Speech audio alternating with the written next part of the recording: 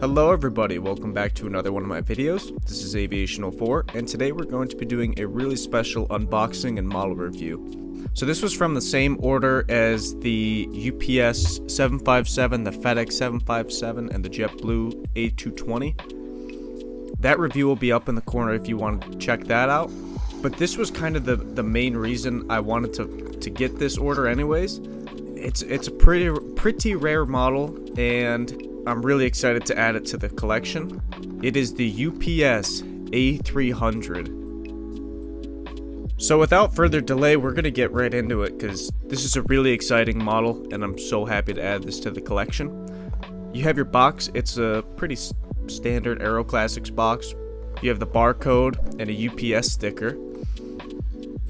So this is actually a blue box model, which is, I believe it's a subsidiary of AeroClassics, but just different branding.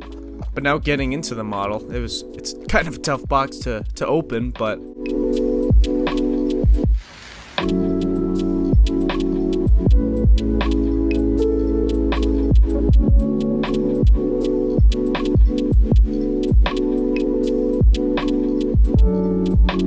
here we have it.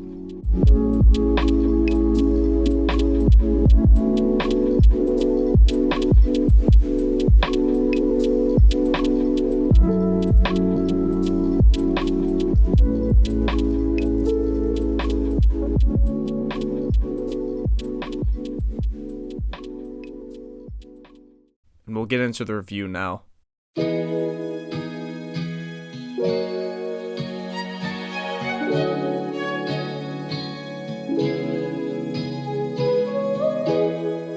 So starting off at the front, you have your nose cone, you have your cockpit windows, your L1 door, and your main gear, and your nose gear. Moving back, you have worldwide services, and you have your cargo. Then moving back once again, you have your wings, your main gear, and your huge Pratt & Whitney engines. You also have the fence tip winglets that are notorious on the A300. And then moving back once again, you have your registration, which is November 127 Uniform Papa. You have your tail with the UPS logo on it. You have your horizontal stabilizers and your APU in the back. And taking a look on the other side, it's much of the same. So I believe looking through, this was the 2014 release. AeroClassics just did one recently, I believe in 2021 or 2022, somewhere in that time frame. And that sold out instantly. It always makes me really happy when these companies re-release models or release them for the first time that are so highly anticipated and then they just sell out right away because it just shows the need that a lot of collectors have in their fleet, and so it's always a great sign.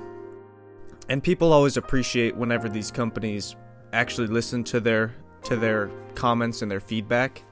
But while this is a very simple model, it's one that's used at many UPS, pretty much anywhere UPS serves, you're gonna see an A300 at some point. I mean, it's a workhorse of their fleet. I believe currently it's their third most used aircraft in the fleet. And what's very amusing to me is that a lot of them, I mean, relatively speaking, they're newer planes. I mean, they're old, don't get me wrong, but their average age is 22 years old, which is old, but then if you compare that to the 757, their average age is around 31 years old, and the MD-11s are obviously a lot older than that. They're around 30 years old as well. And just a few years ago, UPS actually updated the flight deck and gave the whole new system a lift, so it's much more modern compared to the older system that they had. But I'm really excited to add this to the fleet. I already used it in one of the updates already, the Syracuse update. That'll be up in the corner too if you'd like to take a look. Should have a couple more reviews and unboxings coming out soon. A couple more airport updates as well. And then I'd like to try some stop motion at some point. The big problem with stop motion is I don't know if I can I'm trying to think of the best way to do it, because I would like to do some shorts, maybe some stop motion shorts, because stop motion, it can take a long time, and getting around like 2 to 3 minutes of stop motion can take hours upon hours of work. It's very tedious, so I would like to try that at some point though.